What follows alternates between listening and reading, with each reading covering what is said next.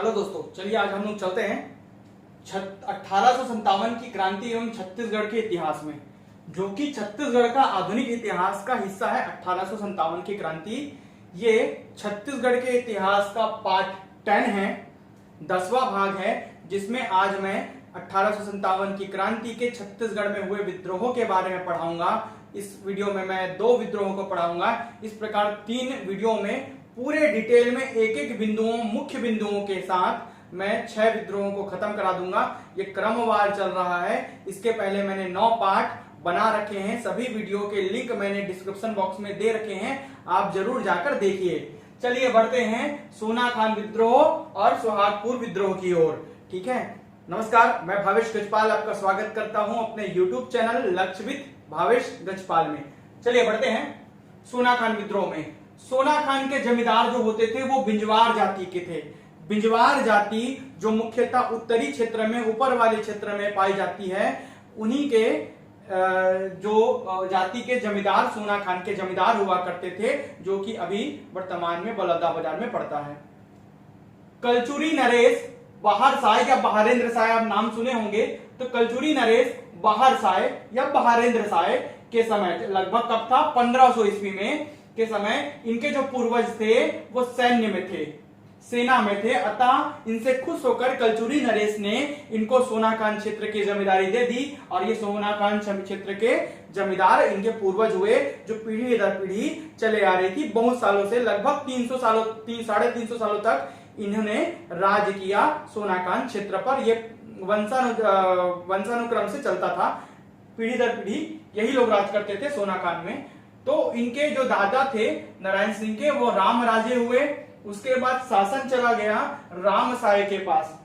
राम राय है ना, राम साय भी मिलता है, राम राय भी मिलता है कहीं कहीं पर, कोई अलग अलग बुक्स में, दोनों मानक पुस्तकें हैं। तो राम राजे के बाद राम राय हुए।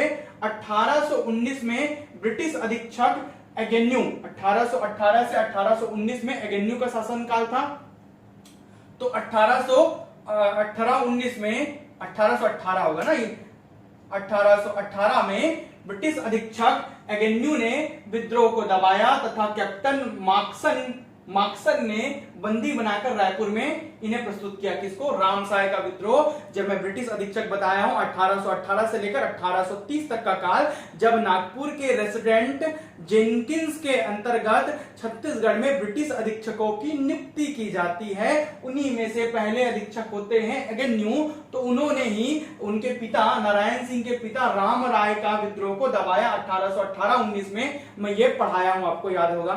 तो उनको गिरफ्तार कौन करते हैं? कैप्टन मार्क्सन। रेसिडेंट नागपुर में होंगे, उनके नीचे सुपरिटेंडेंट मतलब अधीक्षक छत्तीसगढ़ में होंगे, उनके नीचे कैप्टन होंगे। तो कैप्टन मार्क्सन ने बंदी बनाकर रायपुर में उनको प्रस्तुत किया और इस समय नागपुर में रेसिडेंट जेनकिंस थे, इस जब इनके पिता राम राय को बंदी बनाया गया था। अब आते हैं पीढ़ी दर पीढ़ी। इनका एक तरफा वर्चस्व था सोनाखान के क्षेत्र पर, इनका प्रभुत्व चलता था। बहुत सारे सब आसपास के जमींदार इनसे जलते थे, जो जलेंगे तो वो विद्रोह के लिए आतुर भी रहेंगे, या अगर इन पर कोई आंच हानि होगी तो वो उसमें घी डालने का काम करेंगे, आग लगेगी तो घी डालने का काम करेंगे आसपास के क्षेत्र वाले, ये तय था। ठीक है, तो आगे बढ़ते हैं। इनके पुत्र हुए, राम राय के पुत्र हुए नारायण सिंह।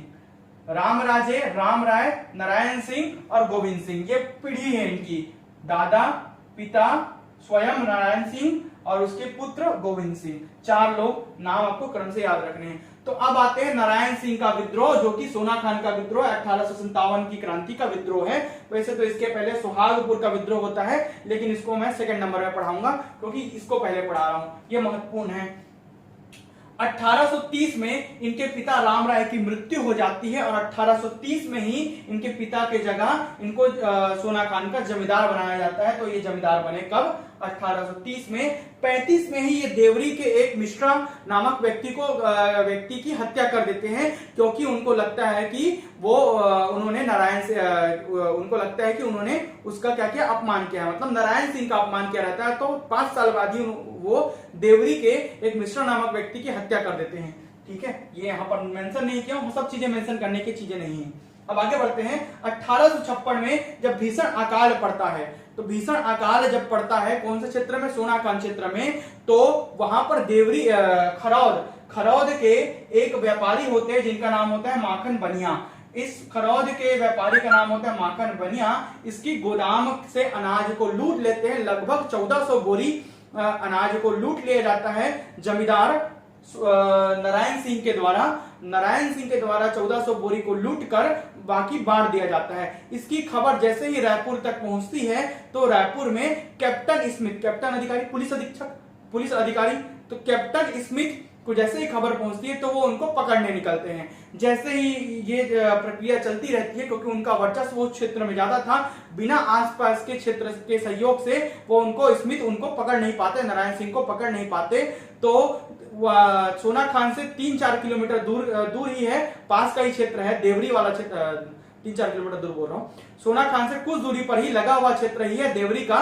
तो देवरी के जो क्षेत्र में वो एक जमींदार हुआ करते थे जिनका नाम है महाराज साहब, उनके चाचा थे वो। किसके चाचा थे? गोविंद सिंह के चाचा थे वो, ककावाड़ा वाला जो फैमिली होता है वही वाले। तो महाराज साहब देवरी के जमींदार थे। इनकी सहायता से पुलिस अधिकारी लेफ्टिनेंट स्मिथ तक ये मामला पहुंचता है और इनकी सहायता से ही वो, इनकी सहायता से और कुछ और अन्य जमींदार जो देवरी के थे वो तुकाराम थे, कटंगी के जमींदार त्रिलोक साय और काम साय, साथ ही शिवरी नारायण के जमींदार बाला पुजारी, इन सब की सहायता से उनको पकड़ लिया जाता है। किनको? वीर नारायण सिंह को, अर्थात नारायण सिंह को पकड़ लिया जाता है। शहीद होने के बाद वो वीर नारायण सिंह कहलाए, पहले तो नारायण सिंह ही थे। तो नारायण सिंह को पकड़ लिया जाता है। त्रिलोक साय, काम साय, बाला पुजारी शिवरी नारायण के, देवरी के महाराज साहब मुख्य मुखबिर थे, यही महाराज साहब, इन्होंने ही अंग्रेजों से संधि कर ली थी, स्मिथ से संधि कर ली थी। अन्य जमींदार थे देवरी के तुकाराम। इनकी सहायता से कैप्टन स्मिथ के द्वारा पकड़ लिया जाता है नारायण सिंह को और नारायण सिंह को बंदी बना लिया जाता है। परंतु नारायण सिंह धूल झोंक कर कुछ साथियों की मदद से भागने में सफल हो जाते हैं। 28 अगस्त 1857 को वो जेल से कुछ साथियों के साथ फरार हो जाते हैं और लगभग 10 महीने वो छुप छुप कर बाहर ही रहते हैं। इस बीच वो अपने पुत्र गोविंद सिंह और अपनी पत्नी को सुरक्षित जगह पहुंचाने में सफल होते हैं। स्मिथ के द्वारा ऐसा 2-3 बुक में अलग अलग चीजें लिखी हैं। तो स्मिथ के द्वारा उनके गांव वाले क्षेत्रों को आगजनी करने की धमकी दी जाती है। तो वो गांव को आगजनी से बचाने के लिए आत्मसमर्पण कर देते हैं। 2 दिसंबर 1857 को नारायण सिंह के द्वारा आत्मसमर्पण कर दिया जाता है आगजनी के डर से, ताकि वो गांव के लोगों को कुछ नुकसान ना पहुंचा सके। कौन ना नुकसान पहुंचा सके? कैप्टन स्मिथ और उनके सहयोगी लोग। ठीक है, तो 5 दिसंबर 1857 को कमिश्नर इलियट के सामने उनको पेश किया जाता है। कमिश्नर इलियट जो कमिश्नर होते थे, उन्हीं को दीवानी और फौजदारी मामलों के अंतिम सुनवाई का अधिकार था। और मैं बताया हूं पिछले वीडियो में कि अंग्रेजों के अधीन उनको अधिकार मिल गया था फांसी भी देने का। पहले तो कमिश्नर को अधिकार नहीं था, परंतु बाद में कमिश्नर को फांसी देने का अधिकार भी प्राप्त हो गया था। तो 5 दिसंबर 1857 को कमिश्नर इलियट के सामने उन्हें पेश किया जाता है और 10 दिसंबर 1857 को जय स्तंभ चौक में उन्हें फांसी दे दी जाती है। ये तीनों डेट याद रखना, 2, 5, 10, 5 दूनी 10, ऐसे याद रखिए। आता है 10-12-57, 10-12-57। 10 दिसंबर 1857 को जय स्तंभ चौक में इन्हें फांसी दे दी जाती है। इस प्रकार छत्तीसगढ़ स्वतंत्रता संग्राम के प्रथम शहीद वीर नारायण सिंह ही होते हैं। 1857 की क्रांति पूरे उत्तर भारत में मुख्य रूप से फैली हुई थी। उसी समय यह क्रांति छत्तीसगढ़ में विद्रोह हो रहा था, इसलिए इसको 1857 की क्रांति का प्रथम शहीद माना जाता है। छत्तीसगढ़ में प्रथम शहीद वीर नारायण सिंह हुए। ये वीर है, वीर कहलाए इसलिए वीर नारायण सिंह हुए। ठीक है, उनके पुत्र गोविंद सिंह ने, अब क्या होता है, अंग्रेजों के साथ जो संधि किए थे, कौन? महाराज साहब। तो मुखबिर, मुख्य मुखबिर थे देवरी के जमींदार महाराज साहब, जो गोविंद सिंह के चाचा हुआ करते थे। तो महाराज साहब ने अंग्रेजों से संधि कर ली थी और जो सोना खान का जमींदारी क्षेत्र वो महाराज साहब को मिल गया था। इस बीच गोविंद साहब को अंग्रेजों के द्वारा कैद कर लिया जाता है और 1860 में गोविंद साय फरार हो जाते हैं, छूट जाते हैं जेल से, फरार नहीं होते, छूट जाते हैं जेल से। जेल से जैसे ही वो छूटते हैं तो उनके पुत्र, किसके पुत्र, नारायण सिंह के पुत्र गोविंद साय, अपने पिता की हत्या का, फांसी का बदला लेने के लिए गोविंद सिंह ने संबलपुर के जमींदार सुरेंद्र साय, आगे सुरेंद्र साय का विद्रोह भी पढ़ाऊंगा, तो संबलपुर के जमींदार सुरेंद्र साय की मदद से महाराज साय की हत्या कर देती है, उनके शरीर को काट दिया जाता है। सुरेंद्र साय की मदद से गोविंद साय जो उनके पुत्र होते हैं उनके द्वारा उसकी हत्या कर दी जाती है। ये इस प्रकार सोना खान का विद्रोह यहाँ पर समाप्त होता है, ऐसा कह सकते हैं हम। अब दूसरा विद्रोह को पढ़ेंगे हम लोग, सुहागपुर का विद्रोह। इसके दो तथ्य हैं, एक तो 15 अक्टूबर 1857 वाला, दूसरा 15 अगस्त 1857 वाला। दो डेट लिखा हूं, अगस्त और अक्टूबर।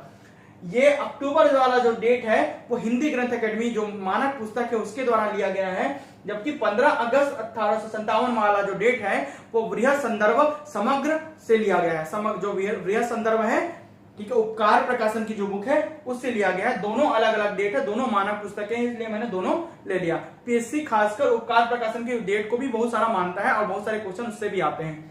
तो 15 अगस्त उपकार प्रकाशन से, 15 अक्टूबर हिंदी ग्रंथ अकेडमी से। अब आगे आते हैं तो सुहागपुर के विद्रोह की शुरुआत गुरूर सिंह, रणमंत सिंह व संबलपुर के जमींदारों के सहयोग से विद्रोही एकत्र होते हैं। कौन कौन? गुरूर सिंह, रणमंत सिंह व संबलपुर के जमींदारों के सहयोग से कुछ विद्रोही एकत्र होते हैं। कहां? सुहागपुर तालुका क्षेत्र में, सरगुजा क्षेत्र में, सुहागपुर तालुका क्षेत्र में एकत्र होते हैं। जबकि इनके जो वास्तविक नेता, जो छुपे हुए नेता थे, वो रंगाजी बापू थे, जो कि सतारा, नागपुर सतारा, जो कि सतारा राजा के भूतपूर्व वकील हुआ करते थे। रंगाजी बापू, नागपुर जो सतारा क्षेत्र है, वो सतारा क्षेत्र के, रंगाजी बापू सतारा क्षेत्र के जो राजा थे उनके वकील हुआ करते थे। उन्हीं के द्वारा ये षड्यंत्र रचा जाता है विद्रोह करने का। तो वास्तविक नेता रंगाजी बापू हुआ करते थे। इनके विद्रोही रंगाजी बापू इतने चतुर थे कि कि अंग्रेज उनको पकड़ ही नहीं पाए। रायपुर के डिप्टी कमिश्नर विद्रोह को दबाने में असफल हुए। ये एक सफल विद्रोह माना जा सकता है। तो इन्होंने बहुत ही उत्पात मचाया छत्तीसगढ़ में और डिप्टी कमिश्नर विद्रोह को दबाने में असफल हुए। इस प्रकार सुहागपुर विद्रोह, छोटा सा टॉपिक है, सुहागपुर विद्रोह भी खत्म होता है। आगे के विद्रोह में अगले वीडियोस में पढ़ाऊंगा। आप वीडियोस में बने रहें और आपको कैसा लगा ये जरूर कमेंट बॉक्स में कमेंट करके बताएं। धन्यवाद।